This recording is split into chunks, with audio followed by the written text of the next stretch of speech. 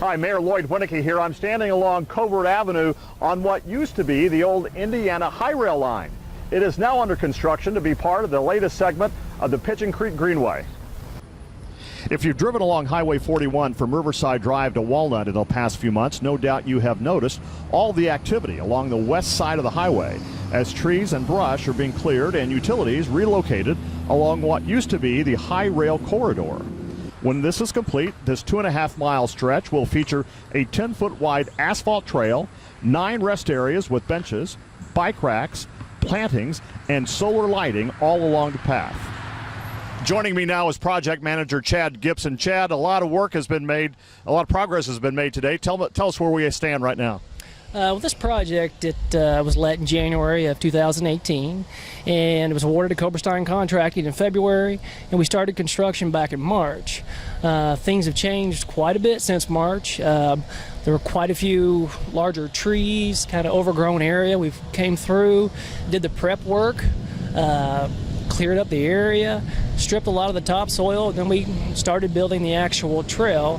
What I'd like to call the main component of the project, getting a solid subbase, for the trail, where it's an asset that will be maintained well in the future.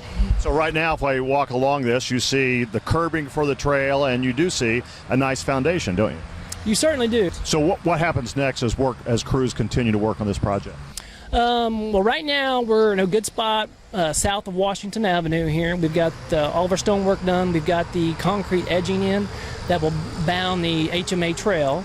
North of Washington, just today actually, we completed the stonework, and we expect our subcontractor to be in to finish the concrete edging within the next 2 weeks. And then after that, we're going to start working outside of the trail, shaping up some slopes, putting in some street lights, park benches, a lot of cosmetics that's really going to, appeal to the aesthetics of the project. And we'll finalize things later this fall by paving, and then we'll come back and we'll do final seeding, and that'll pretty much be it.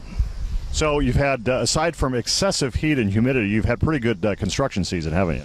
It hasn't been really too bad. June, we had a couple wet weeks there, and certainly it's been a steamer so far in July. But all things considered, I think that we're running well as far as the project schedule, and we're anticipated to have everything opened up to the public by November 1st of this year.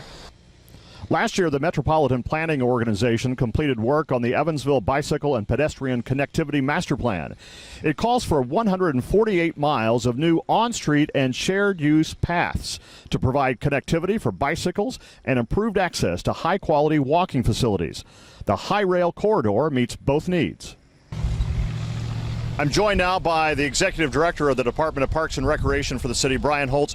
Brian, this is an exciting project. This is all about connectivity, isn't it? Absolutely. So this will add, the new Hi-Rail will add about three miles to the existing 6.75 miles of greenway space. So again, just expanding the already existing connectivity throughout the city.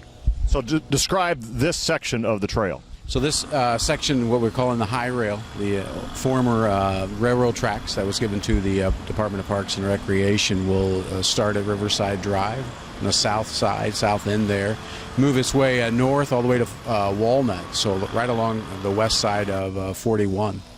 So when you and I are out in the public, we hear a lot about green space, quality green space, connectivity. This is really a quality of life project that especially millennials really will appreciate.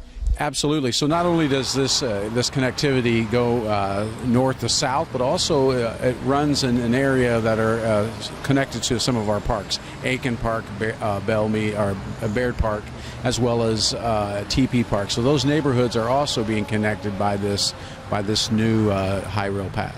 So this is more than a path. There will be amenities. This will be a safe trail. Describe some of the special features that will be along the path itself.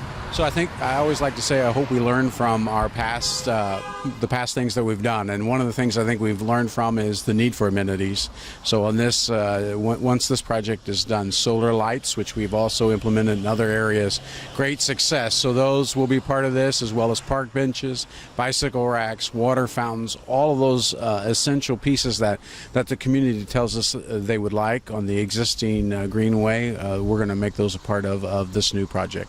And there's an entire plan for maintenance of this facility, right? Absolutely. So one of the things that we've done is we incorporate any additional maintenance, ongoing maintenance within our budget through the foundation, and we're able to make those as needed. So the upkeep is less on the overall department's budget, but part of our expectation, and kind of, quite frankly, we're able to make those maintenance as needed.